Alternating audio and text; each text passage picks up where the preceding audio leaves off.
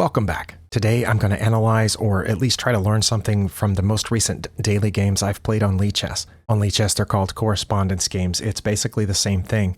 And both of these games have a different reason that I'm going to look at them. This one I want to look at because the book said rat defense. I've never heard of the rat defense, so I thought it was worth looking into. Maybe we can learn something from this. Wikipedia says the rat defense, or the English rat, is an irregular queen's pawn game chess opening characterized by the initial moves d4, d6, c4, e5, and it has a position here shown on the board which looks almost like the queen's gambit, except that black would have declined with the Slav defense, except instead of c6 and d5 they played the wrong two pawns or something. It looks really weird, but that's not what I played, so I'm not sure why it was called the rat defense. This is going to be one of those videos where things don't go as I expected, which happens a lot, because what I played was e4. That's what I've been playing for a while. The book here says king's pawn game. Okay, because that's the king's pawn, right? And my opponent did play d6, but wait, that Wikipedia article said it was these two moves. Okay, this says it's the Pirc defense, but then because I've been playing the Vienna and then the Vienna gambit or something like the Vienna gambit, I just decided since they didn't put a pawn there, I can go ahead and play f4 now, and then they can't put that pawn there. So I did go ahead and play that, which was counted as inaccurate, but now it says rat defense harmonist. What? I'm confused. Maybe the opening book's confused too, because this is not at all what what I thought the rat defense was. Can I click on that? Will that go to and tell me what the rat defense is?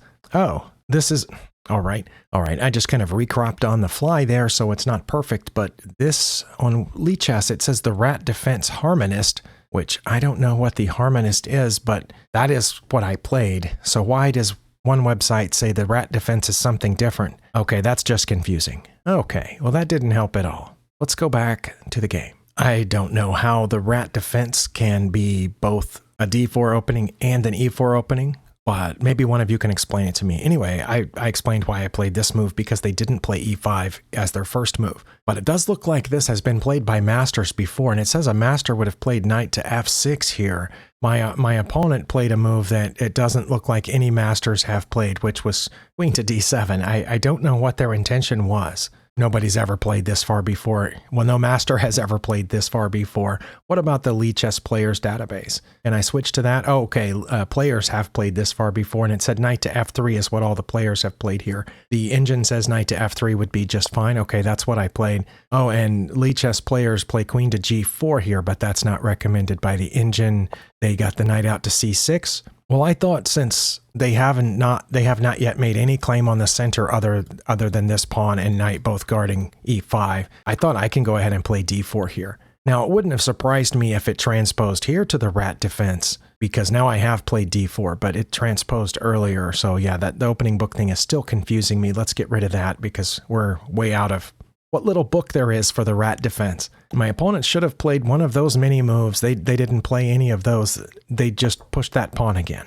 This is probably a good time to point out that my opponent's username was ashamed of my endgame. They have a really long username, and that's what it is. Ashamed of my endgame. I don't know what their endgame is like yet because we've just had, 4 moves each, but it looks like one of us should be ashamed of our opening because this is throwing me off here. Here I did not know whether I should push to, exercise some more control over their space. But I thought if I did that, we might start breaking stuff open and it would get really weird. But I also didn't want to leave this here because what do I have to, pull this bishop out now to defend that pawn? And if I did that, they were going to drop the knight in here to attack that bishop. So I just took their pawn. And I also thought I'm a couple of moves away from castling. I can, once I get this bishop out, then I can castle. Also right now, their knight's in danger. So I figured they would take this pawn with the queen. I hadn't guessed right yet so far in this game, but I thought they would probably take that pawn. Maybe I could shoot this pawn up here protected by the bishop. They would have to move the queen somewhere, then I could get my bishop out and castle.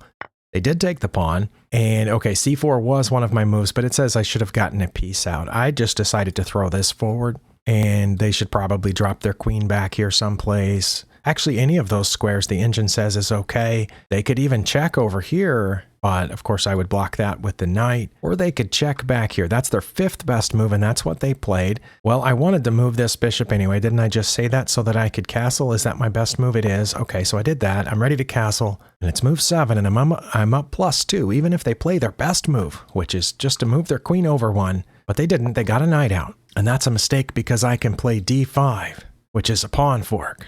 Well, I usually miss pawn forks, but I found this one, and on move 8, my opponent resigned. It says that there on the screen right here, right there. It's hard because I'm actually not pointing at that. On my screen, it's over there. So this is weird. I have to see where my finger's pointing. Interesting thing about, the meteorologists, when they're pointing at that blank screen behind them, I feel kind of like that.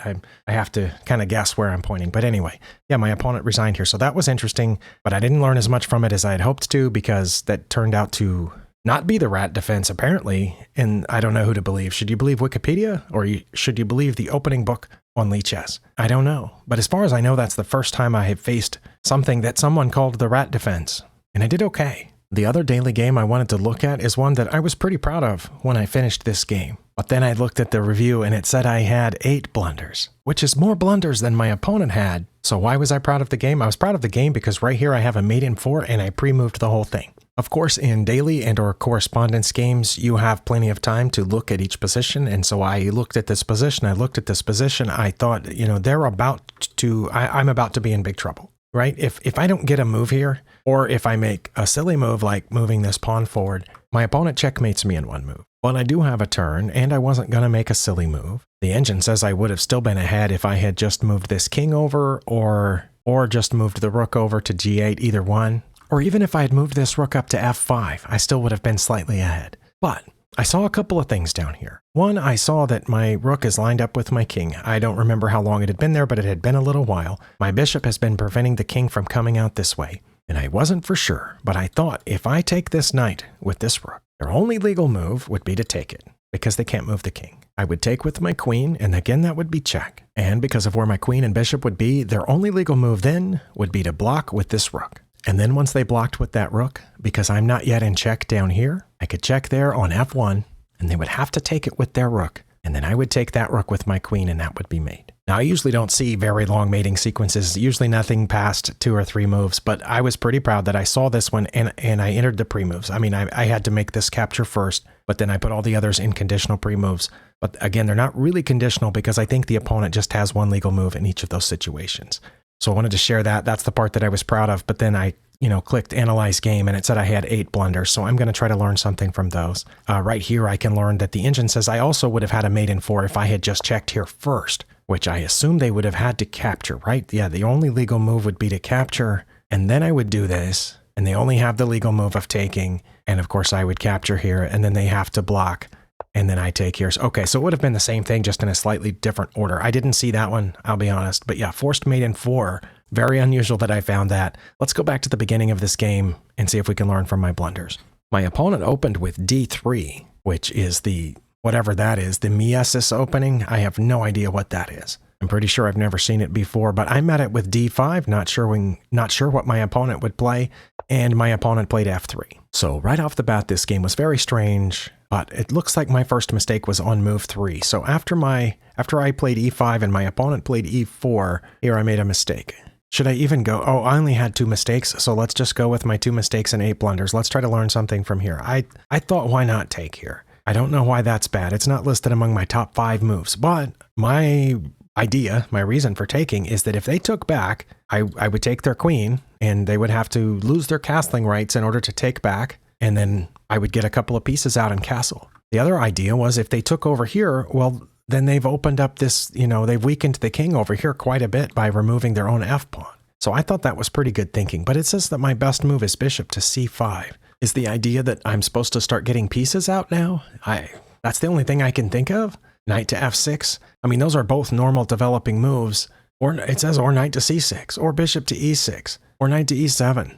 Okay, I'm not going to try to reason this out, and I'm probably never going to face, I'm not going to face this exact opening for a long time, and certainly not very often. But yeah, I don't understand why any of those are better than taking the pawn, which I did. Interestingly, it is my opponent's best move to take with the D pawn and then the queen trade, according to the engine, but they took with that pawn, which I thought was better, but it does open up their king side. Now knight to f6 or bishop to c5 make a lot more sense to me. I did play one of them. Let's get to my first blunder though. I am trying not to go through every move. I get in the habit of that like I'm telling a story, but actually I'm just trying to figure out what my blunders were and why. Okay, here.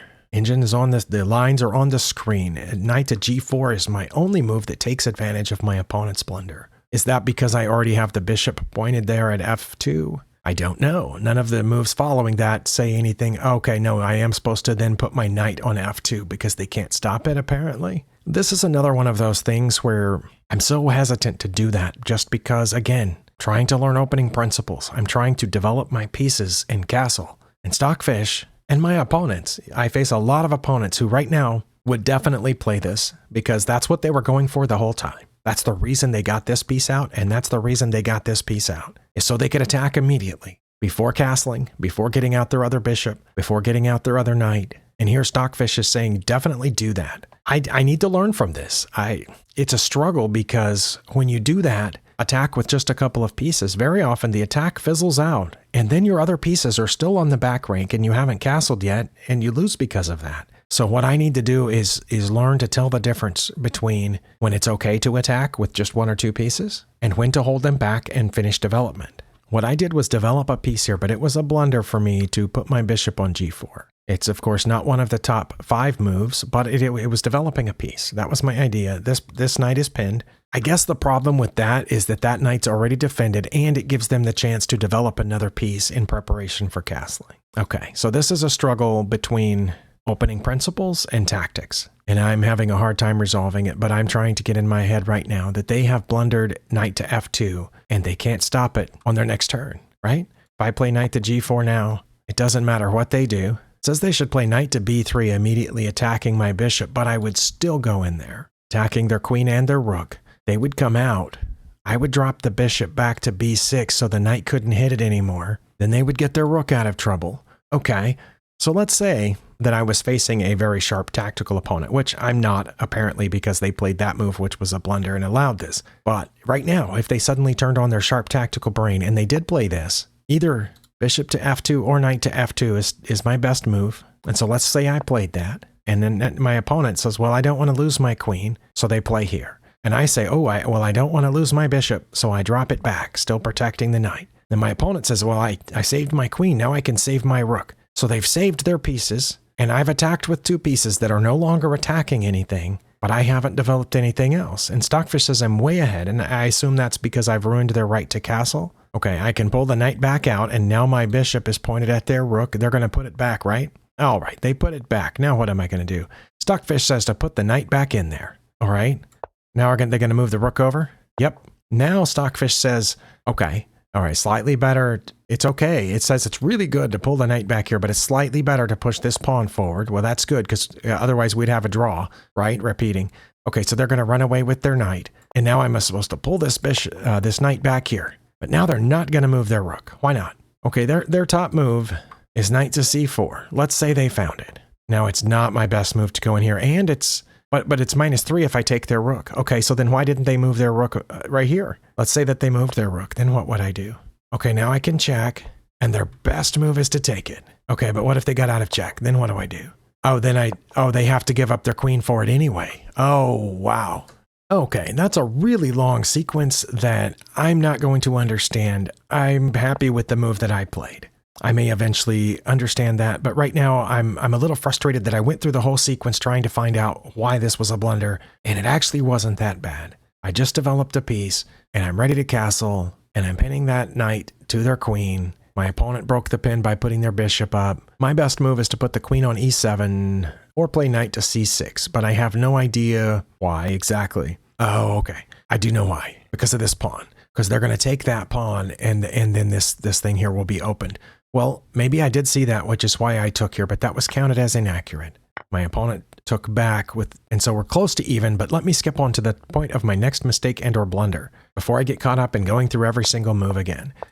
We did okay. My opponent made a mistake here, but then I blundered on the next turn. I was definitely not supposed to castle. They gave me a free pawn. Okay. I should have taken the free pawn. Okay, I get that. I do miss that occasionally, and it may be because I mean, these openings they're tough, right? And I'm not used to them. I'm not used to these situations. I'm not used to this pawn being left undefended, for one thing. Usually, I mean, there's a knight here, or this bishop has gone out here, and it's, they're either way, they're defending that pawn. So I need to pay attention to when that pawn is undefended. That's what I learned here. Castling was a blunder. I think Lichess has a much stricter definition of what's a blunder than chess.com does, because that only changed from minus 0.9 to plus 0.8. It wasn't quite a 2-point shift, right? It's less than 1 point below 0, less than 1 point above 0. I am also not going to feel bad about this blunder because the shift wasn't that great. Castling is a good move. I didn't lose anything here, and they only take advantage of it if they play queen to c2, which I guess protects that pawn, but I don't know. My opponent played their second best move, which was to come after me, and let's see where my next mistake and or blunder was. It was right here. Well, I can tell you why I played my next move. It was because I didn't know what to do.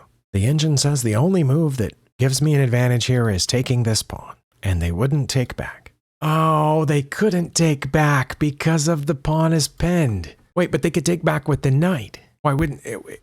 What? They wouldn't take back with the knight either because of... Okay, well, of course I blundered here. I didn't know what else to do. I mean... That pawn's defended twice. Obviously, the D pawn is pinned. I probably didn't see that during the game. Maybe I did. I don't know. But still, their E pawn is defended by the knight. If I move here, really, do I want to crack that open just yet? I can't put my knight there or there. My bishop really doesn't have anywhere to go. I thought about maybe pushing another pawn here, but then that leaves my C pawn as a backward pawn that they can immediately attack. I didn't know what else to do. I saw they have a light squared bishop, so I put my king on H8. I counted it in my head as a waiting move because I didn't know what to do. But yeah, the engine says I should take here, and why wouldn't they take back? That's not in their top 5. I've got to know why. Okay, wow, that's really bad because now I will take this pawn with check. They'll move out of check, and then I will take the knight. Of course I will. And then we'll trade queens. We may or may not trade queens. And I just went up a pawn. Most likely my opponent doesn't want to trade queens right now, so they're going to move, say, out here, and then I have to... Okay, so they left that pawn undefended. Okay, so maybe they wouldn't have moved out here. Maybe they would have moved over here. Oh, but that's even worse because I can go here and threaten mate, okay? Or wouldn't they...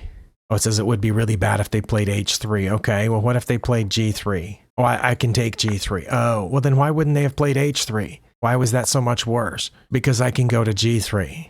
Okay. I'm not counting that as a blunder either. That's ridiculous. I'm sorry. I had to see like 12 moves into the future to know why taking that pawn and giving up my knight for a pawn was better. No. Okay. I don't feel bad about that. Where's my next blunder? Okay, my next blunder was here. We're still close to even after 21 moves, and I had 2 moves that kept us close to even. One was F6, one was queen to D7. It says if I played F6 that they would take it. And then I would take back. Well, I remember thinking if I played F6, they would just push past. It would be defended by their knight, and it would be a passed pawn. And it's 2 squares from promotion, one of which would be threatening my rook. It probably wouldn't be that hard for them to maneuver a little bit because of where my knight is. Their queen couldn't just get behind it, but it could get behind it not too difficultly, I thought. So yeah, it didn't make sense for that, and I certainly wouldn't have expected them to take. I would have expected them to push past. Queen to D7. I have no idea what that does except get in the way of this eventually, especially if I play F6, which I'm not going to. But okay, I wanted to stop that from going forward. I wanted to move over here so it couldn't come forward very much further, and then I would play F6. And then it would take. That's what I thought. But this is a blunder because my opponent can play queen to D3. What? Okay.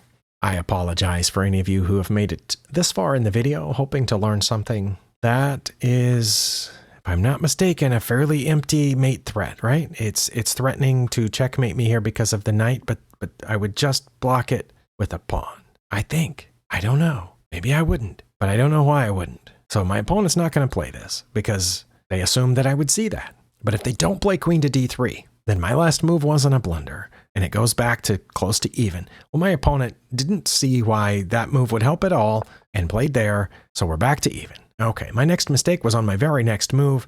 Again, I was supposed to play f6. Well, I had said I was thinking about playing f6. It was one of the reasons I moved my queen over here. Another reason I thought about moving my queen over here is because I wanted to get my rook over here and my queen was in the way of that. I thought it would be nice to have my rook pointed up through here and then I could move my knight someplace. Well, not there, but you know what I mean. So I did that, and that's a mistake because I should have played f6, which we already talked about. I don't know why. Okay, keep going.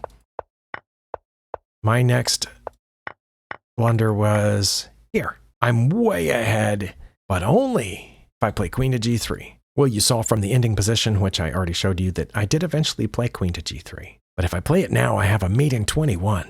Thank you, Stockfish, for making fun of me. I'm pretty sure Stockfish is laughing at me right now, saying, you should have seen the mate in 21. Forced mate in 21. Instead, I was worried about this little pawn right here on c6 because they have two pieces pointed at it, and I don't have anything defending it. Which tells you that my next move, okay, I can see why my next move should have been counted as a mistake or at least an inaccuracy. I moved back here to defend that pawn, but that doesn't make any sense. I can't defend that pawn. Certainly not with my queen. What would have made more sense probably is to move the pawn forward. And that is one of my top moves. I still would have maintained a lead if I had just played c5. Okay, that makes a lot more sense than what I played. I played that. I don't know if I want to call that a blunder, but yeah, it doesn't make any sense. But they're not supposed to take the pawn, and to their credit, they didn't.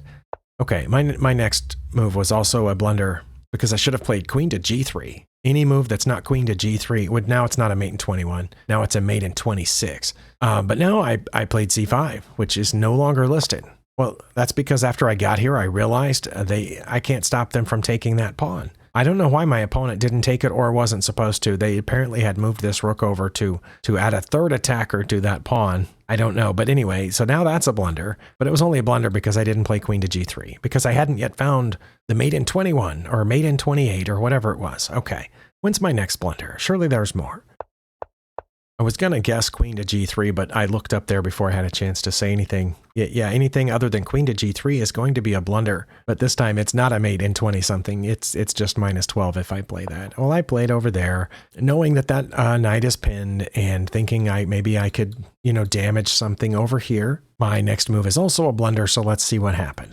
The opponent moved their bishop out of danger from one spot that I was attacking it to a different spot where I could attack it. But now I have a mate in 5 that I didn't see. I needed to take the knight, but instead I realized that my knight can actually go to both of those squares, and I was aiming at their bishop previously, and it went to a different spot that I can also attack. So I took it. All right, fortunately, that was my last blunder. Unfortunately, I don't think I learned much from any of those because, again, all those times it was saying queen to g3, it was saying like a minus 12 or a mate in 21 or something. I'm not going to see a mate in 21. But after my opponent took that knight, I did move my queen over there. And the reason is because that bishop's gone now. And this pawn and this bishop are protecting each other. Even though Stockfish said it was a blunder for me to protect the bishop, I'm not worried about it right now. This knight is pinned. I thought I was doing pretty good here, and I was beginning to calculate this. I obviously don't have a mating sequence just yet until my opponent's next move, which you saw at the beginning of this. That was a blunder. They were going after the undefended rook, and like I said then, if I let them take it, that would be mate. But I'm proud of myself for seeing the mate in 4 here. All right, if you understood any of those blunders that I didn't understand, feel free to try to explain it to my thick-headed skull in the comments, and I will do my best to apply what you said to these positions, and hopefully I'll get something out of it. But yeah, I feel like I just wasted all this 40 minutes on my end, not learning anything about the rat defense or about these blunders. That happens sometimes, but sometimes maybe it's moves going through my mental pathways, seeing positions over and over again. Maybe something will start to click in my unconscious mind at some point. Thank you for spending your time here. I'll see you next time.